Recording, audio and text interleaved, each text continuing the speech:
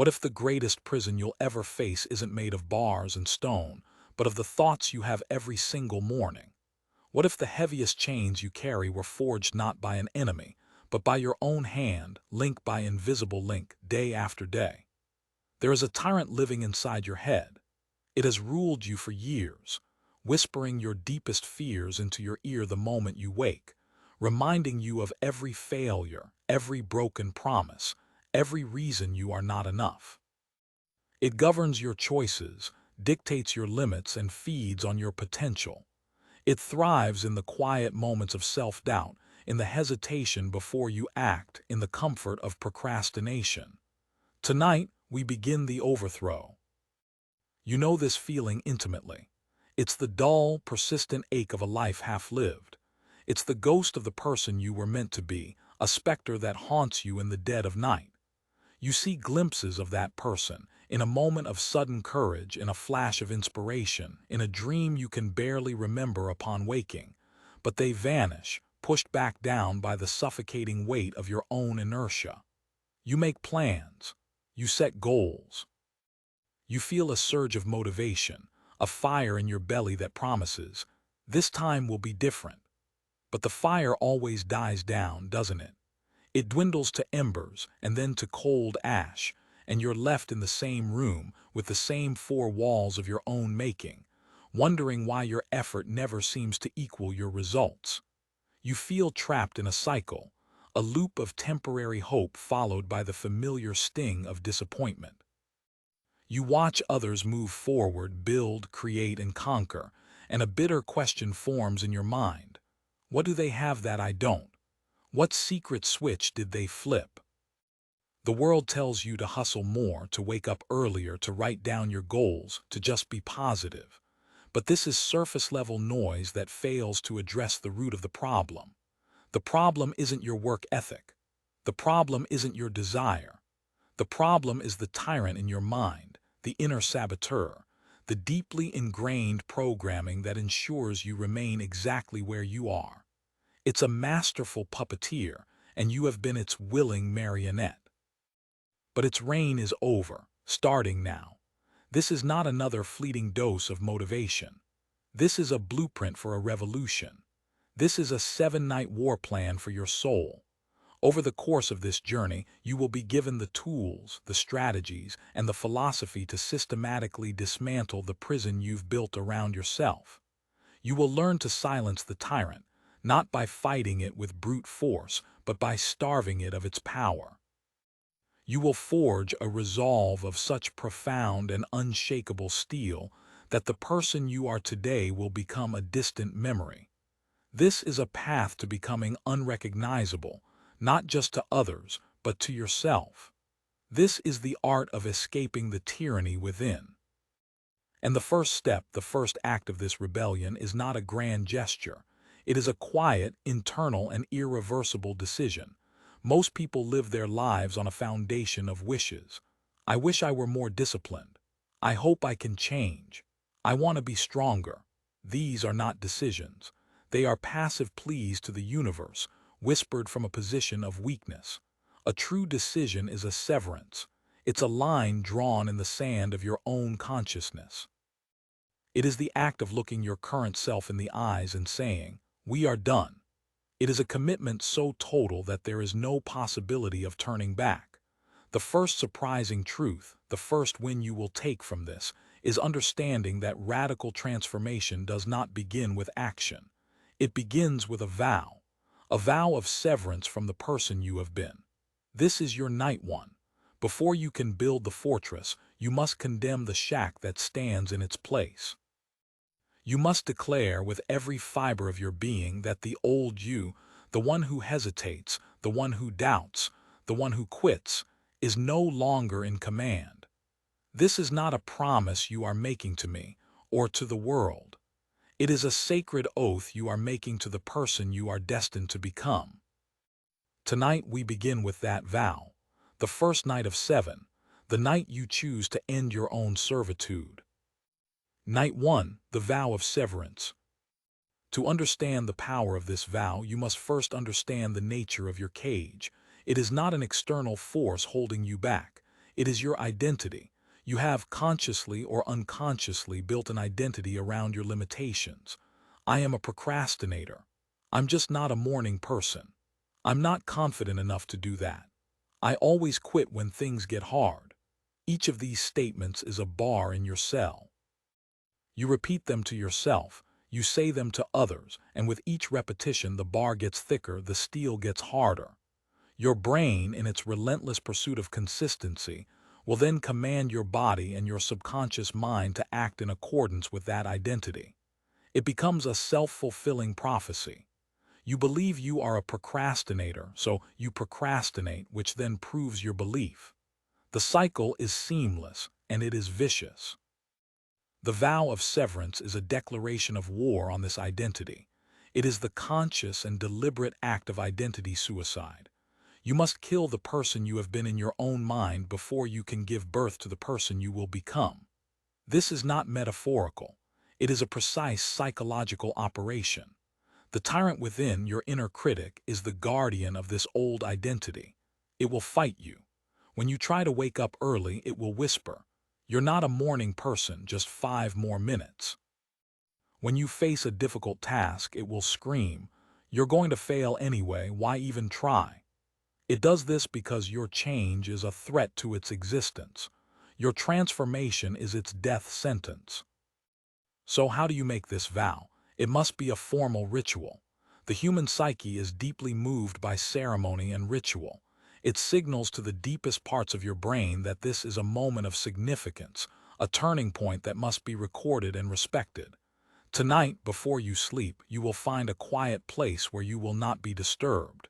You will take a piece of paper. At the top, you will write the date. This is the day your old life ended.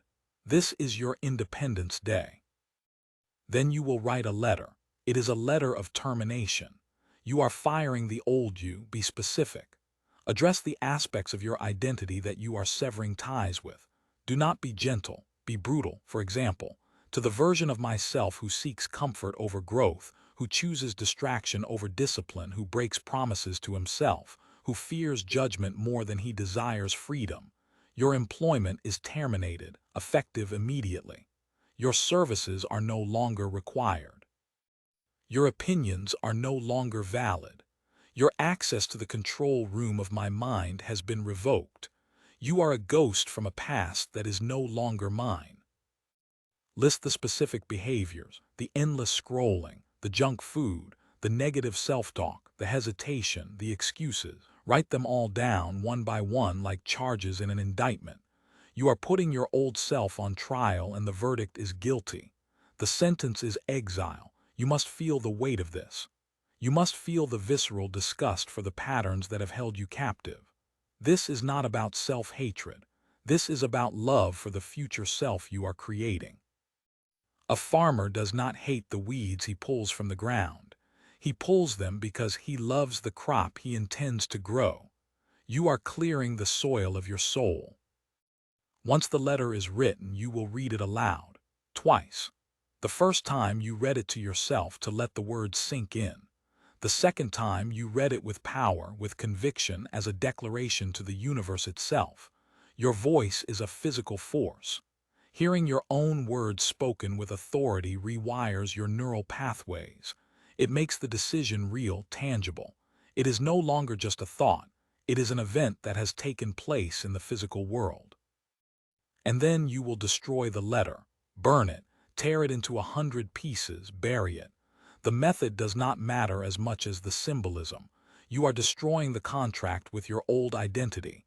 You are watching it turn to ash, to scraps. You are performing a funeral for your weakness.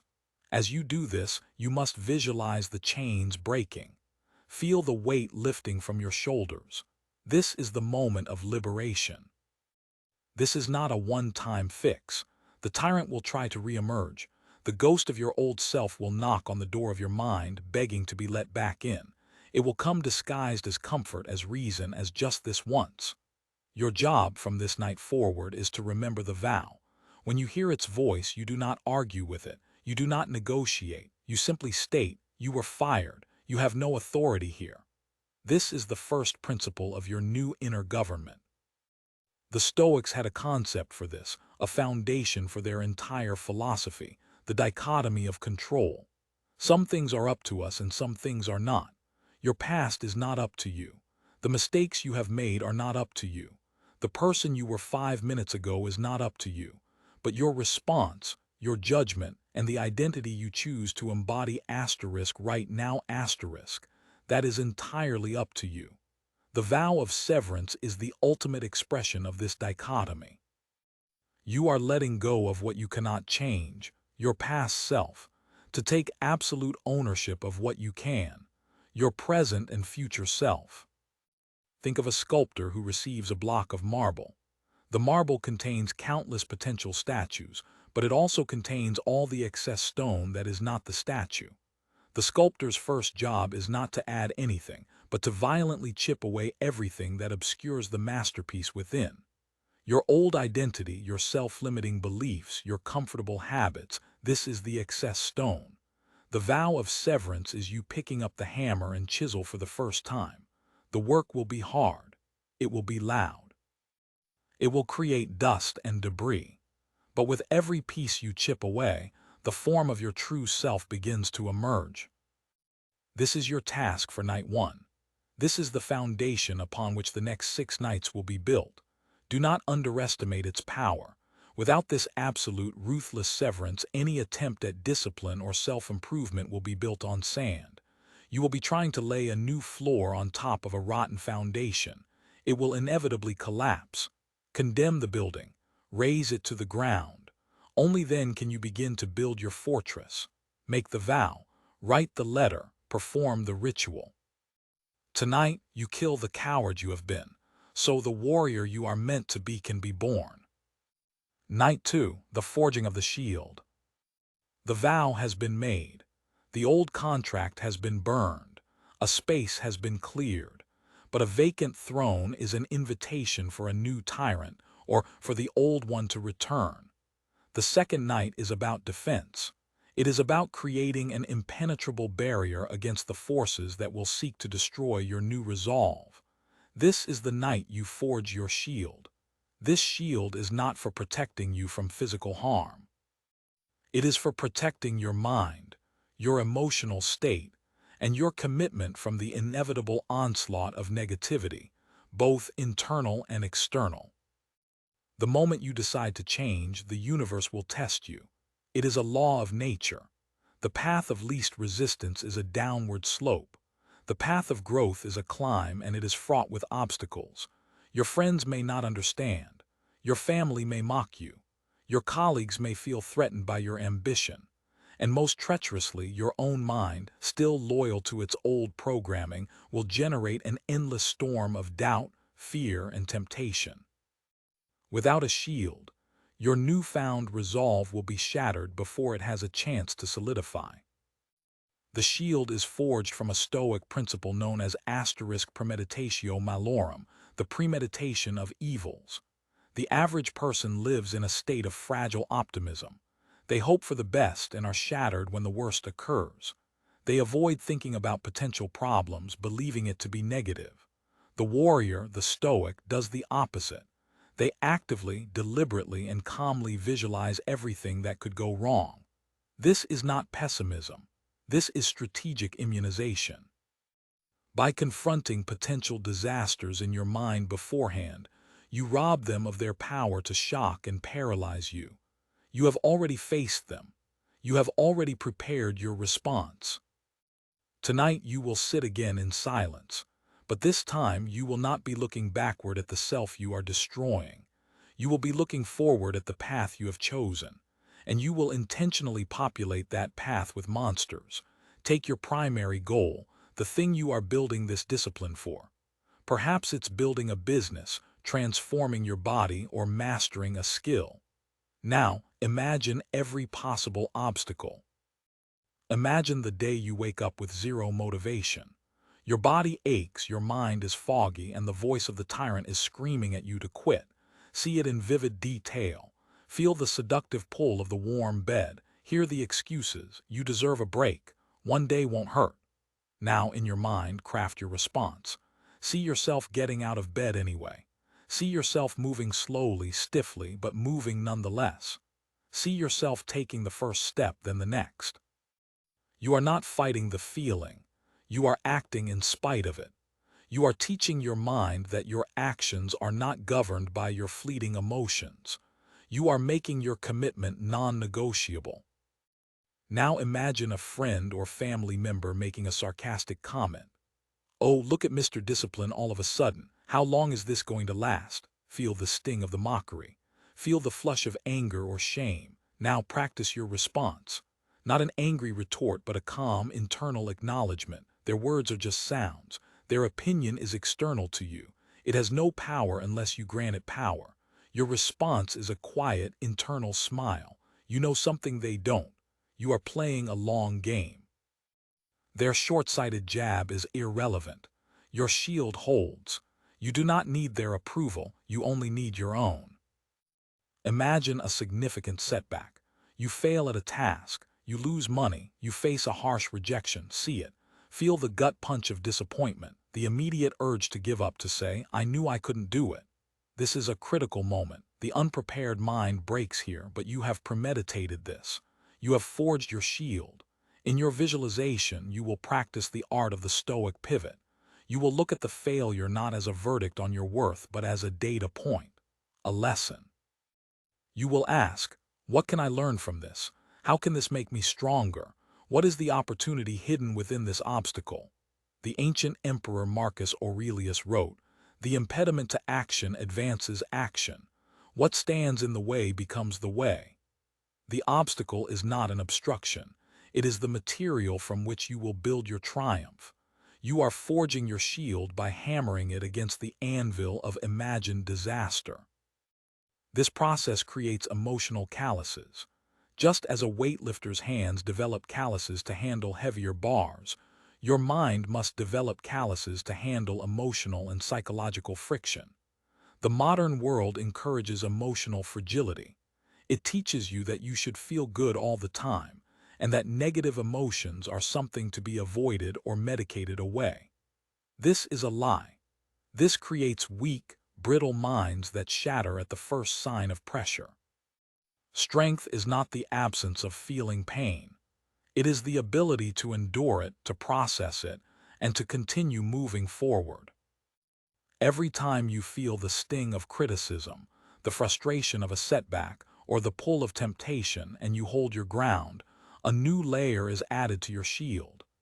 Every time you choose the difficult, necessary action over the easy, comfortable one, your shield becomes thicker, more resilient. This is why discipline is so crucial. It is the very act of forging the shield, day by day, choice by choice. The tyrant within despises this shield. It thrives on emotional reactivity. When you are shocked, hurt, or discouraged, it sees an opening. It rushes in with its familiar script. "See, I told you, you're not good enough, it's time to quit." But when you have premeditated the event, when you have already prepared your response, there is no shock. There is no opening. The tyrant's voice is just meaningless noise outside the fortress walls. Your shield of calm, rational response deflects the attack effortlessly. So your task for night 2 is this: to become a master strategist of your own potential failures. Take out a journal, title the page "The Forge."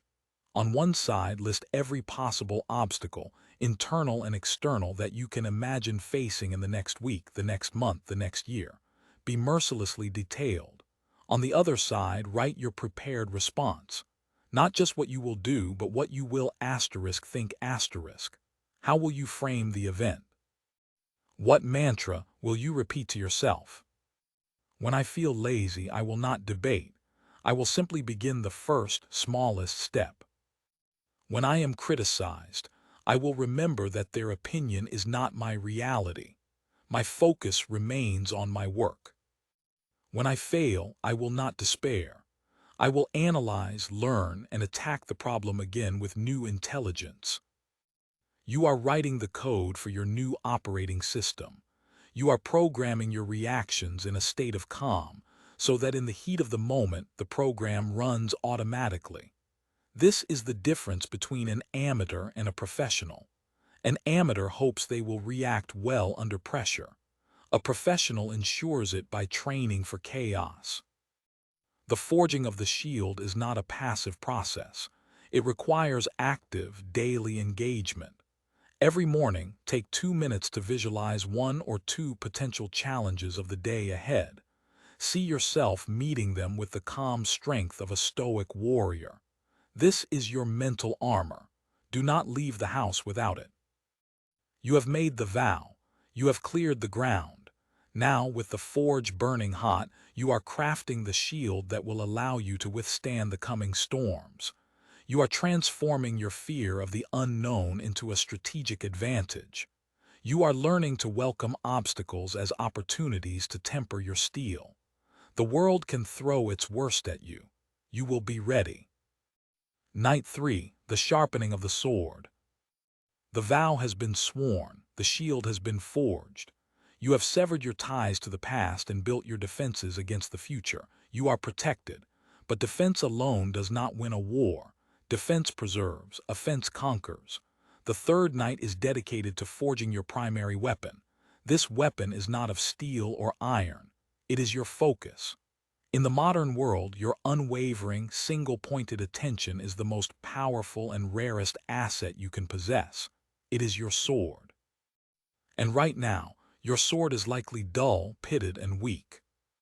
We live in an age of perpetual distraction.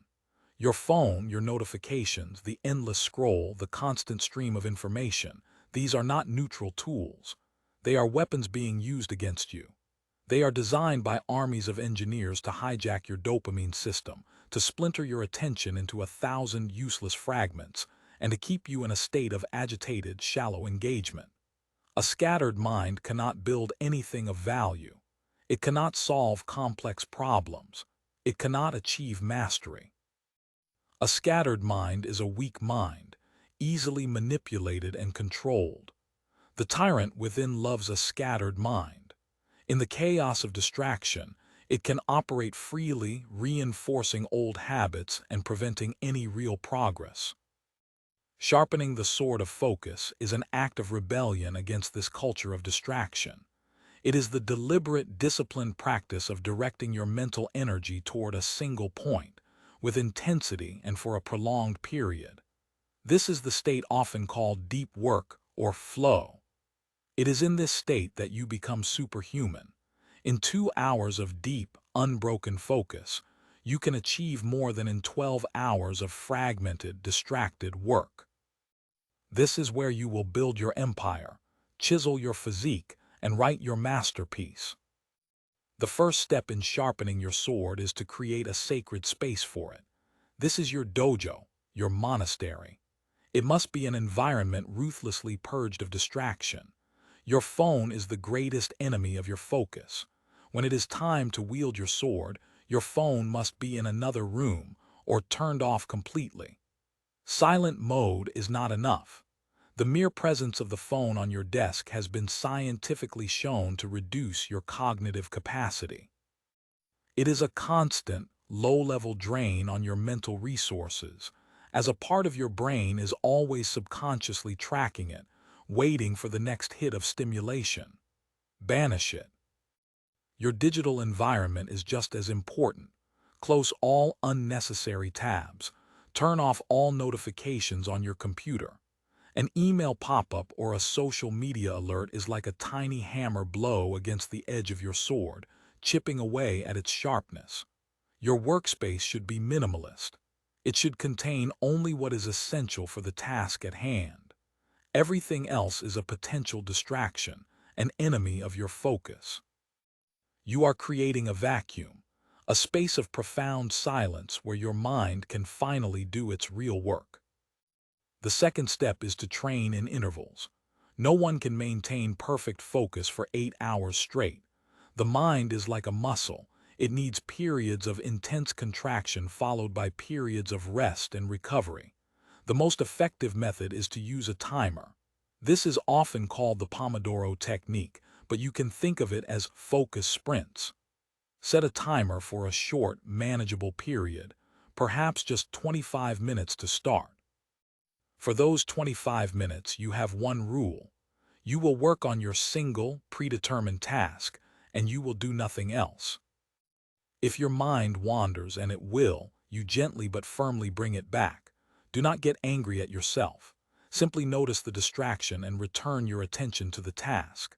Each time you do this, you are performing one repetition of a mental push-up.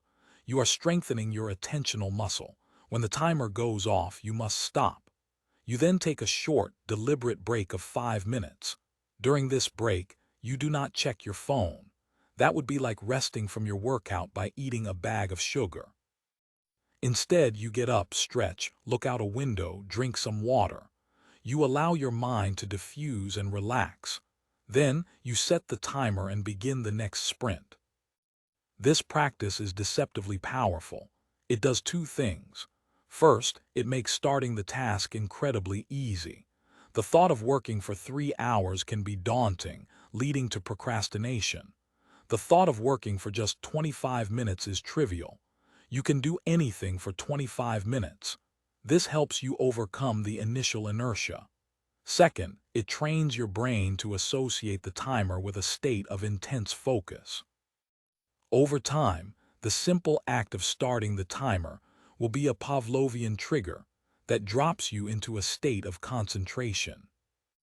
The Stoics called this practice prosach asterisk. It means attention, but it's more than that. It is a continuous, vigilant, moment-to-moment awareness of your own consciousness. It is the practice of being the guard at the gate of your mind, deciding what thoughts are allowed in and which are turned away. When you are in a focused sprint, you are practicing prosach. A thought about an email you need to send pops into your head. You, the guard, see it. You do not engage it. You do not follow it down a rabbit hole. You simply acknowledge it and say, "Not now." You place it on a distraction list on a piece of paper next to you and immediately return to your task. You remain the master of your mental space. The sword of focus is not just for your work. It must be sharpened in all areas of your life. When you are eating, just eat. Don't scroll on your phone or watch TV. Taste your food. Be present with the experience. When you are speaking with someone, give them your full, undivided attention. Don't glance at your phone or let your mind wander.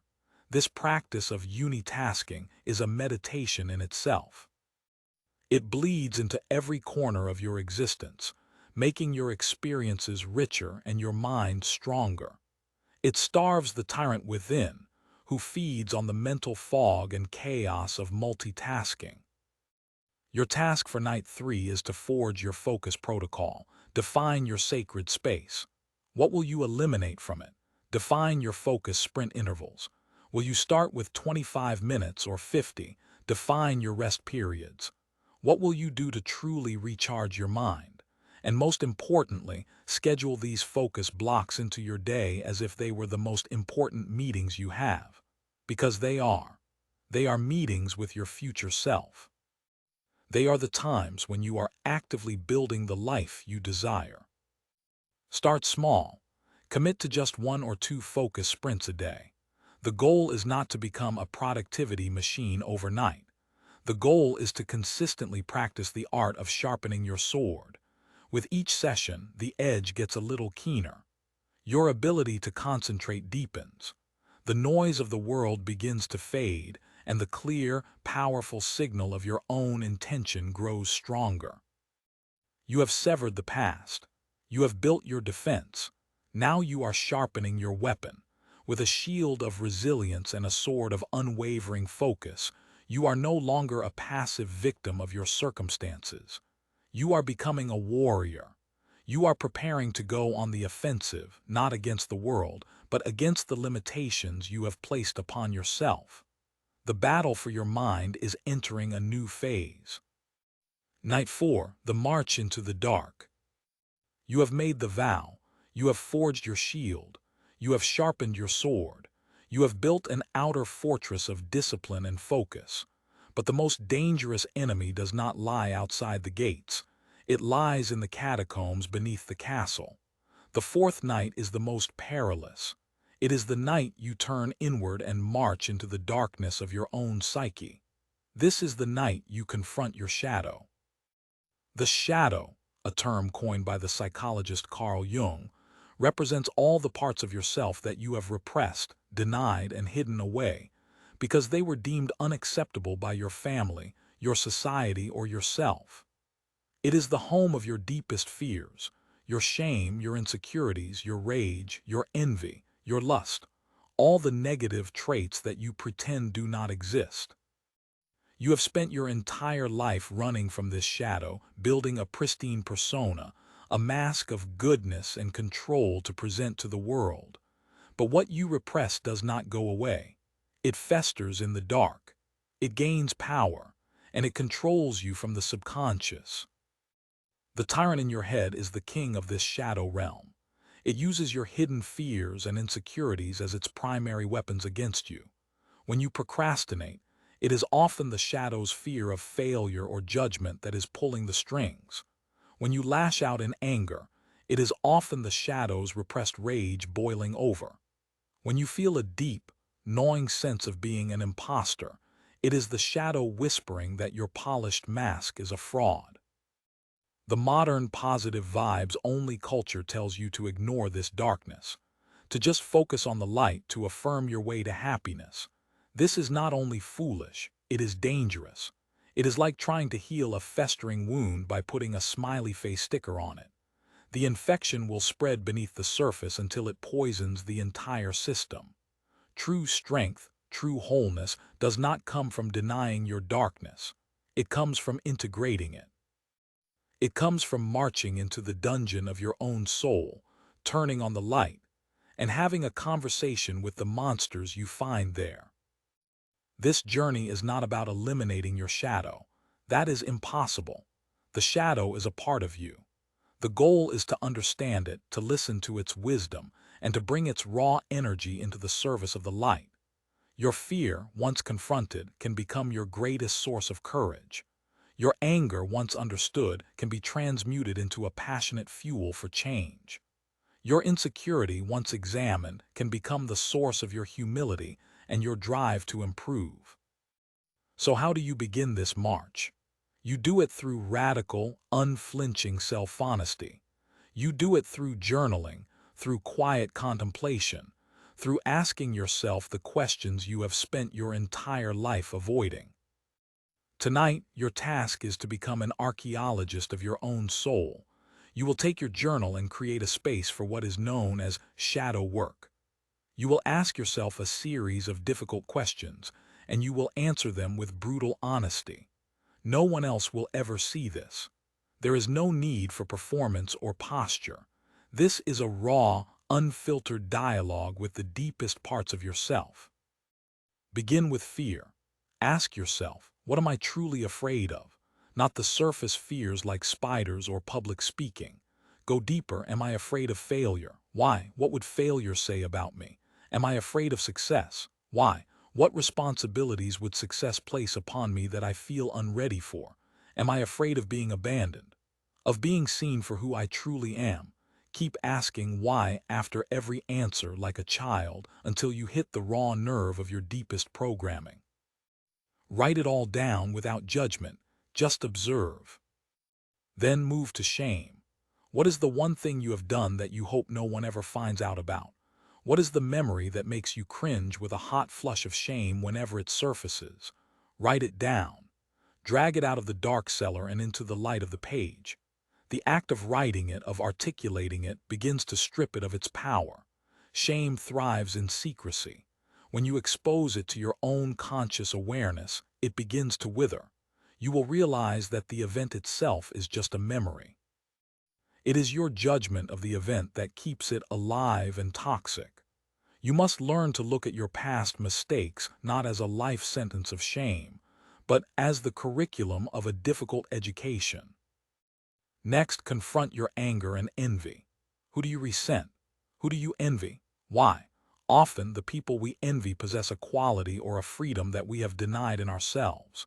If you envy someone's confidence, it is because your own shadow holds a great store of potential confidence that you have been too afraid to express. If you resent someone's success, it is because your shadow knows you are capable of more, and it is angry at your inaction. These negative emotions are signposts. They are pointing the way toward your own undeveloped potential. This process will be uncomfortable. It may bring up powerful emotions. This is the point. You are lancing the wound. It hurts, but it is the only way to let the poison out so that true healing can begin. The tyrant in your head will scream at you to stop. It will tell you this is self-indulgent, that you are wallowing in negativity. This is a lie. It is terrified because you are invading its stronghold. You are mapping its territory. You are learning the source of its power. The Stoics, too, understood this inward journey. Seneca wrote, "No man is a good man who has not a good soul. To have a good soul, you must first know your soul in *its entirety. You cannot improve what you do not understand." Marcus Aurelius spent his nights writing in his journal, the *Meditations*, not just to remind himself of Stoic principles, but to examine his own thoughts, his own failings, his own reactions. He was a Roman emperor who understood that the greatest empire to conquer was the one within himself. As you continue this practice, night after night, you will begin to notice a shift. The things that used to trigger you will lose their charge. The opinions of others will matter less because you are becoming secure in your own fully integrated self. You will find a new source of power, a quiet, solid strength that comes not from a perfect, flawless persona, but from an honest, whole self. You will have faced your own demons and found that they are not as terrifying as you imagined. You will have taken their power and made it your own. This is the alchemy of the soul. It is turning the lead of your shadow into the gold of your consciousness. Your task for night 4 is to begin this great work, to take the first step on the march into your own darkness. Be brave, be honest, be relentless. The treasures you find in that darkness will be more valuable than anything you could ever achieve in the outer world. For it is in conquering the tyranny within that you will find true, unshakable freedom. Night 5, the law of deliberate action. You have faced the darkness within. You have mapped the territory of your shadow and begun the process of integration. You have developed a deeper understanding of the forces that have been secretly shaping your life. But understanding alone is not enough. Insight without action is merely a form of entertainment. The 5th night is about translating this inner work into outer reality. It is the night you embrace the law of deliberate action, more commonly known as discipline. Discipline is perhaps the most misunderstood word in the vocabulary of personal development. We are taught to see it as punishment, as restriction, as a joyless, grinding existence. The tyrant in your head paints discipline as a brutal prison guard, forcing you to do things you hate. This is a strategic deception. The truth is the exact opposite. Discipline is not a prison. Discipline is freedom. It is the only path to freedom. Laziness, procrastination, indulgence. These feel like freedom in the moment, but they are the very bars of your cage. Every time you choose the easy, comfortable path over the necessary, difficult one, you forge another link in the chain of your own mediocrity. You become a slave to your moods, a servant to your impulses, a prisoner of your own weakness. The freedom to do whatever you want is a child's version of freedom. The adult version of freedom is the freedom to become who you want to be. And that requires discipline. Discipline is the bridge that connects your vision to your reality. It is the vehicle that will carry you from the person you are to the person you are destined to become. The great secret that the mentally strong understand is this: motivation is worthless. Motivation is a fleeting emotion, a chemical cocktail in your brain that comes and goes like the weather. Relying on motivation to achieve your goals is like trying to sail across the ocean by waiting for a perfect wind. You will spend most of your life stranded. Discipline, on the other hand, is the engine. It doesn't care if the wind is blowing. It doesn't care if you feel like it. It runs because you have decided it will run. It is a system, not a feeling. So how do you build this engine? You do not start by trying to overhaul your entire life at once. This is a classic mistake. You go from 0 to 100 burnout in a week and then collapse back into your old habits with the tyrant's voice whispering, "I told you so." You build the engine of discipline piece by piece, wire by wire, through the power of deliberate, non-negotiable action. Your task for night 5 is to architect your system of discipline. You will choose one, and only one, keystone habit. This is a small, foundational habit that will create a ripple effect throughout your life. It should be something so simple that it is almost impossible to say no to. For example, I will put on my running shoes and step outside for 1 minute every morning. Not I will run 5 miles. Just put on the shoes and step outside. Or, I will open my journal and write 1 sentence. Not I will journal for an hour. Just 1 sentence. The point of this keystone habit is not the habit itself. It is the practice of keeping a promise to yourself. Every time you complete this tiny, non-negotiable act, you are casting a vote for a new identity. You are sending a powerful signal to your subconscious mind. I am the kind of person who does what they say they will do. This builds a new currency in your mental economy, self-trust. As your reserves of self-trust grow, you can begin to take on larger and larger commitments. But it all starts with that one, unbreakable promise. The second part of your system is to embrace the Stoic virtue of temperance, or self-control, through the practice of intentional difficulty. You must deliberately introduce small, controlled doses of discomfort into your life to toughen your mind and spirit. The modern world is a conspiracy to make you as comfortable as possible, and this constant comfort is making you weak. You must fight back. This is not about self-punishment, it is about training. A warrior trains for battle, you must train for life. This means doing things you don't necessarily want to do simply for the sake of strengthening your will. Take a cold shower just for 30 seconds. The physical shock is immense, but the real battle is in your mind. The voice that screams, "Stop, this is horrible, get out." And the other quieter voice that says, "I am in control here, I will decide when this ends." Every time you win that tiny battle, your will gets stronger. Fast for a few hours longer than you normally would. Work out when you are tired. Read a difficult book instead of scrolling through social media. Do the dishes immediately after dinner instead of leaving them for the morning. These are not monumental acts of heroism. They are small, daily acts of deliberate action. They are reps for your discipline muscle. Each one strengthens your ability to override your impulses and act in accordance with your higher intentions. A powerful technique for implementing this is what is known as eating the frog. At the beginning of your day, identify the one task that you are most likely to procrastinate on, the one that feels the most daunting. That is your frog. Your first act of the productive part of your day must be to eat that frog. Do the hardest thing first. This has a profound psychological effect.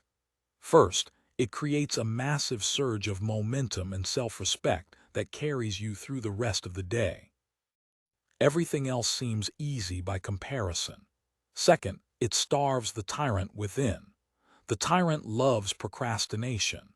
It uses the dread of the difficult task as a cloud that hangs over your entire day, draining your energy and poisoning your mood. By acting immediately, you rob it of its weapon. You seize control of the day from the very beginning. Discipline is not about having more willpower. It is about creating systems that make willpower less necessary. Architect your environment for success. If you want to eat healthier, remove the junk food from your house. If you want to read more, put a book on your pillow. If you want to be more focused, create your sacred workspace as we discussed on night 3. You are making your desired actions the path of least resistance. You are designing a world where your discipline can thrive. Your task for night 5 is to be the architect of your own will.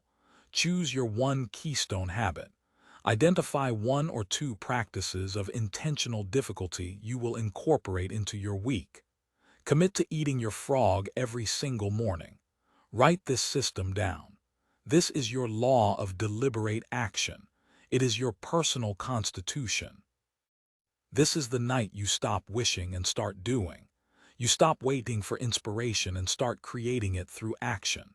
You learn that the act of doing is often what generates the motivation to do more.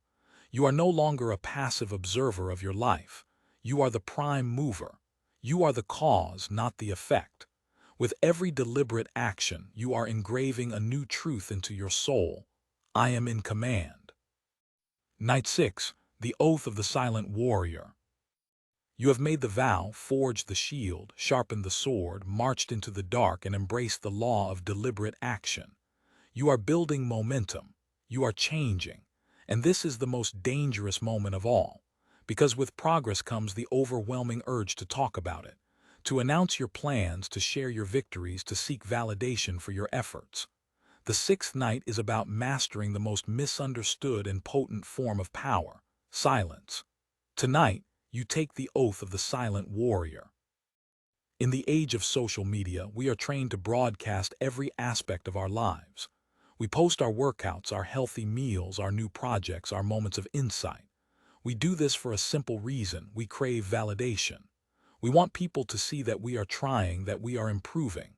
We want the likes, the encouraging comments, the external affirmation that we are on the right path.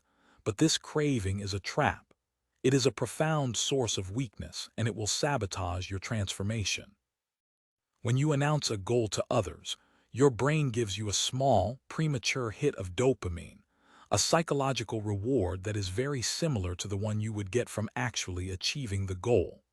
This is known as social reality. In your mind, you've already gotten some of the credit, which makes you less likely to put in the hard, unglamorous work required to actually earn it. You have satisfied your ego's need for recognition without producing the results. You have traded real, long-term achievement for a fleeting, short-term hit of validation.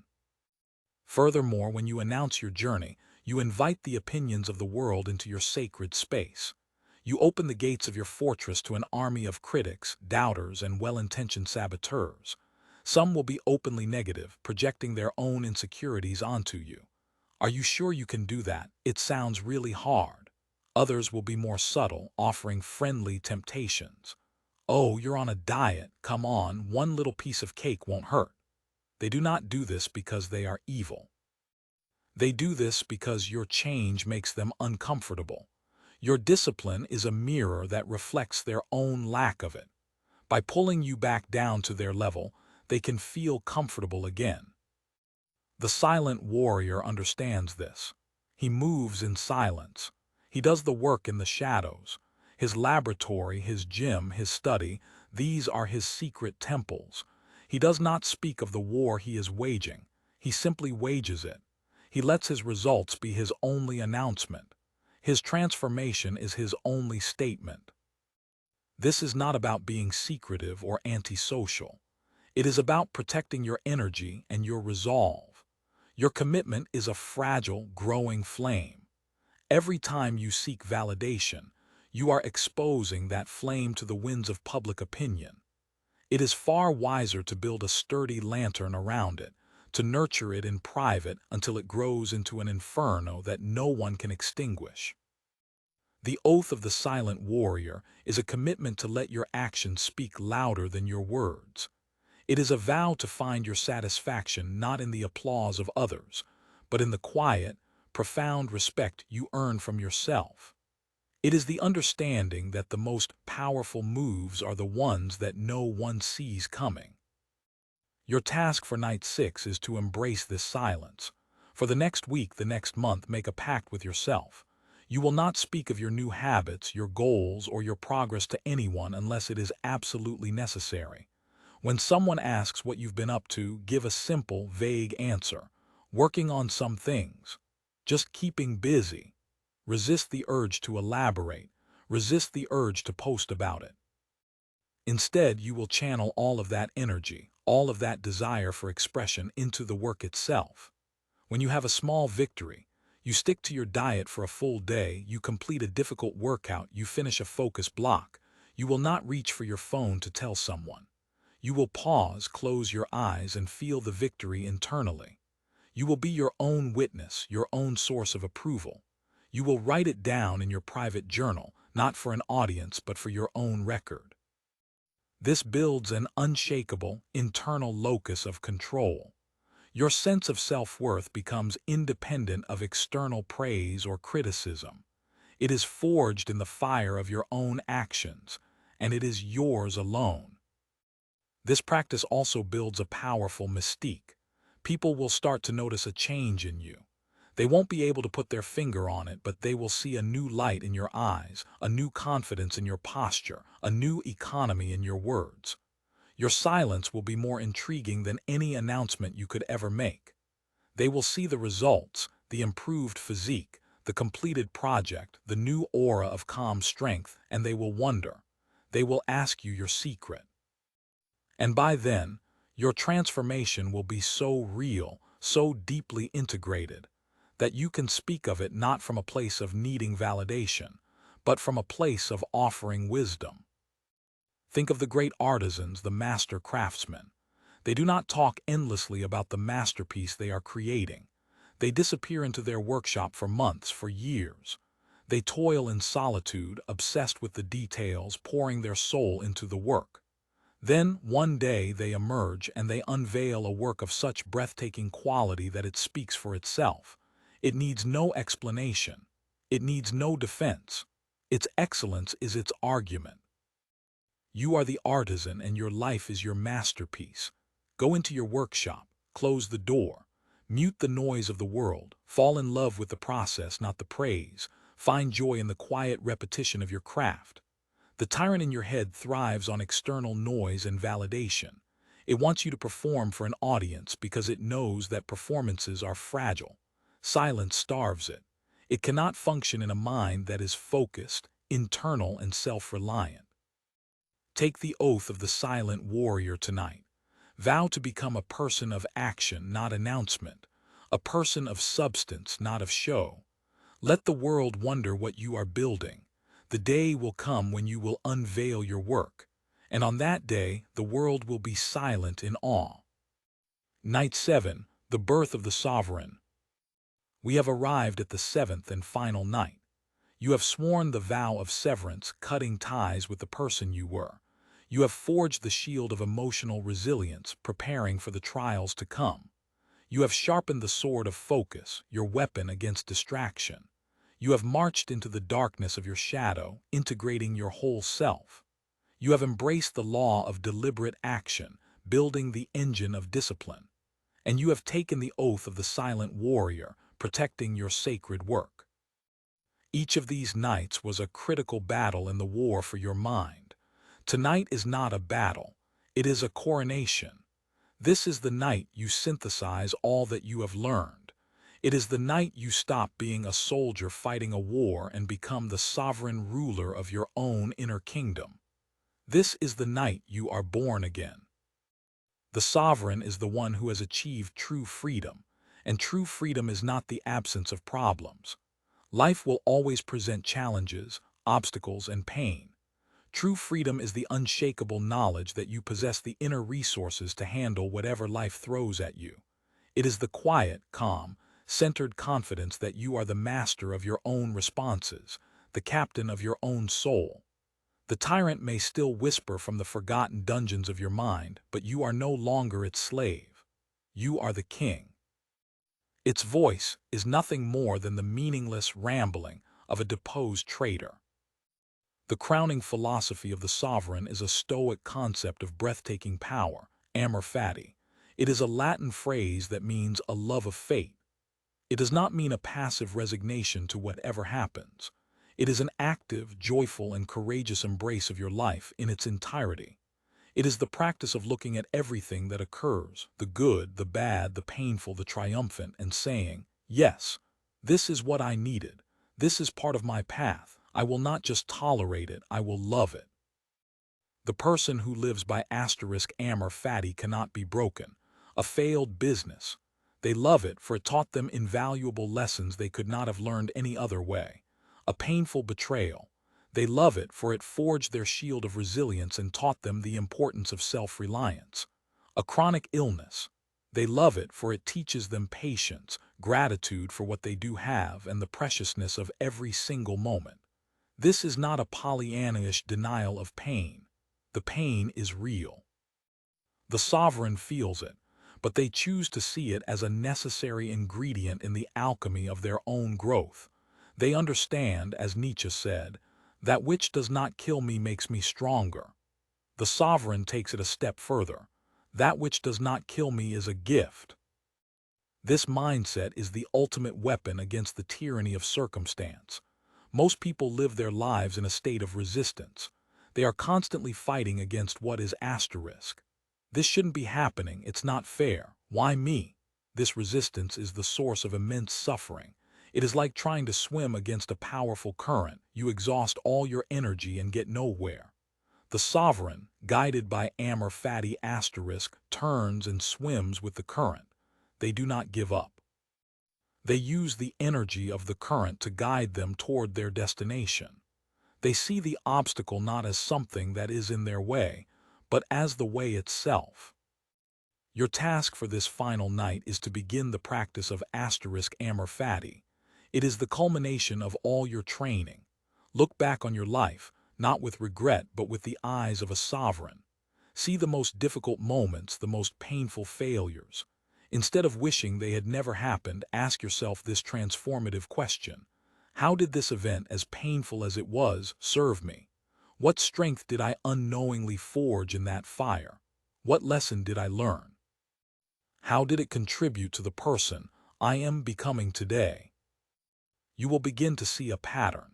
You will see that your greatest strengths were often born from your deepest wounds. Your resilience came from your hardships. Your compassion came from your suffering. Your wisdom came from your mistakes. You will realize that your life has not been a series of random, meaningless events.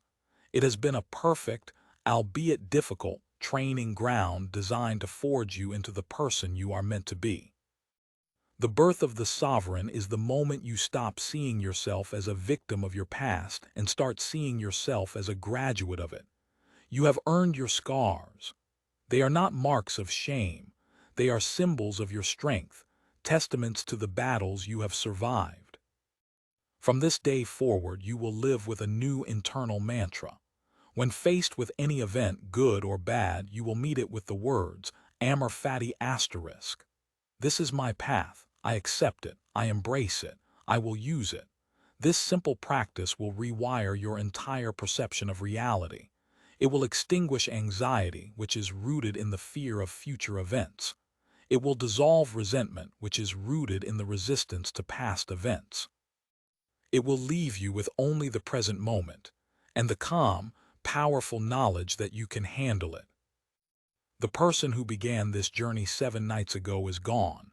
They were a prisoner, a slave to their own mind. The person who stands here now is a sovereign. You have stared into your own abyss and did not flinch. You have built an inner citadel that cannot be breached. You have learned that discipline is love, that silence is strength, and that your fate is not something to be endured but to be loved.